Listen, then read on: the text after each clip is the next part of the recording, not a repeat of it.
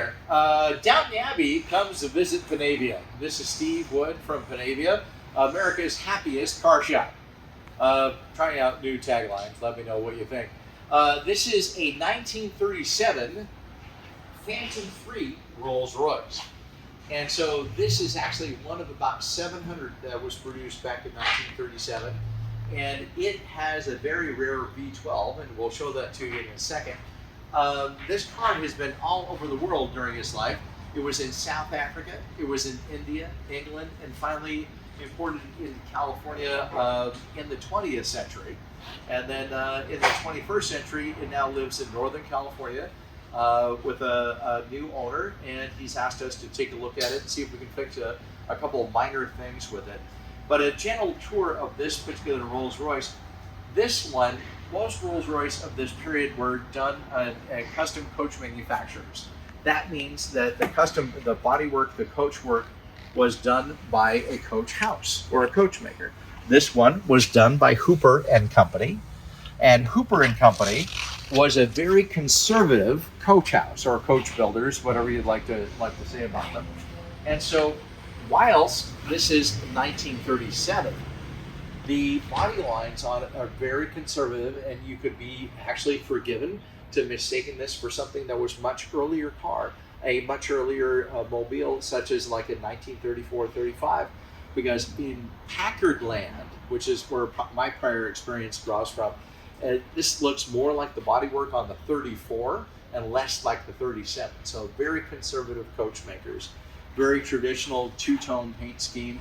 But an interesting artifact on the interior that we kind of showed you very basically. First, the front half of the car is done in leather. And of course you can see right-hand drive, traditional English drive. The front half of the car is done in leather. And so that's very nice appointments for your chauffeur or your man. Or if you're at Downton Abbey, it was, I think it was Thomas was the chauffeur. I don't know. Correct me in the comments. So your chauffeur would be in the front. And then in the back would be Lady Mary, Lady Edith, Cousin Crawley and things. Excuse the car cover. But it's all corduroy type material in the back. So it's not leather. So that's kind of curious. So they thought that was much more luxurious. And so your workman would be getting wet and dirty and things by having to handle luggage and get out in the rain and things. And so the leather was easier to clean, but the corduroy would be more luxurious for your sultans and different things of the day. So we're going to go around to the front and check out the V12. And so you can see the V12 here. This is definitely a 1937 V12. I was instructed by the owner not to damage the distributor caps because basically those have not been made since about 1970, and no, we can't get one.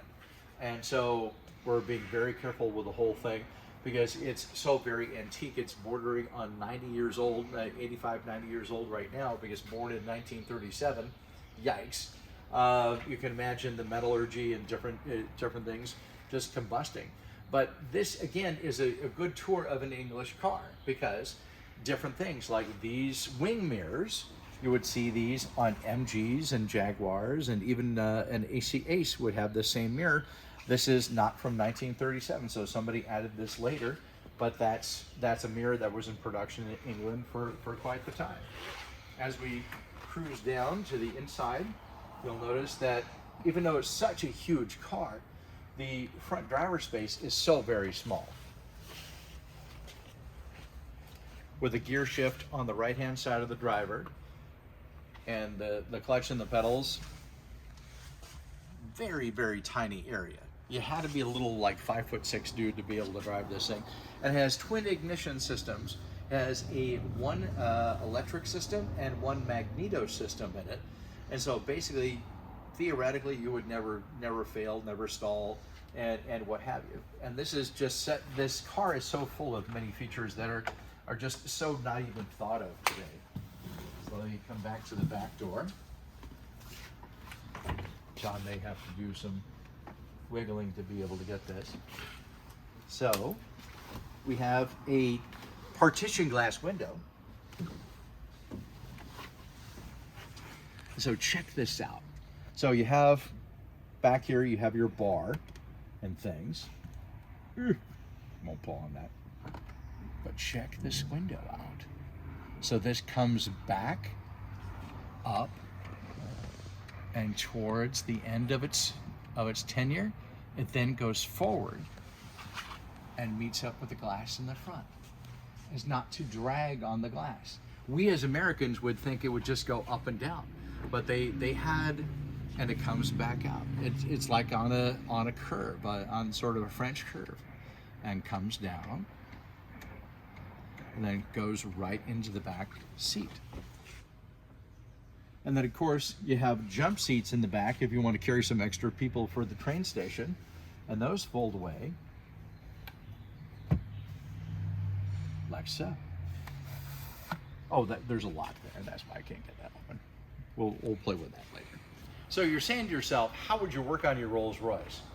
So you basically you open your door, and then down below, and the toolkit is gone, we have this little pull-out tray. So you got to kind of separate the carpet. There's a snap ring here, and then it snaps out of the way, and it snaps out of the way. There you go. There's snap. Pull the carpet, and then your tool tray and your moth. Very important, you have your English moth with you, and all your little, especially your moth. He fell on the inside. Okay, we're gonna seal you in there. Bye bye. And so basically, you could also put like a Thompson submachine gun of yours. So you know, inclined to do so.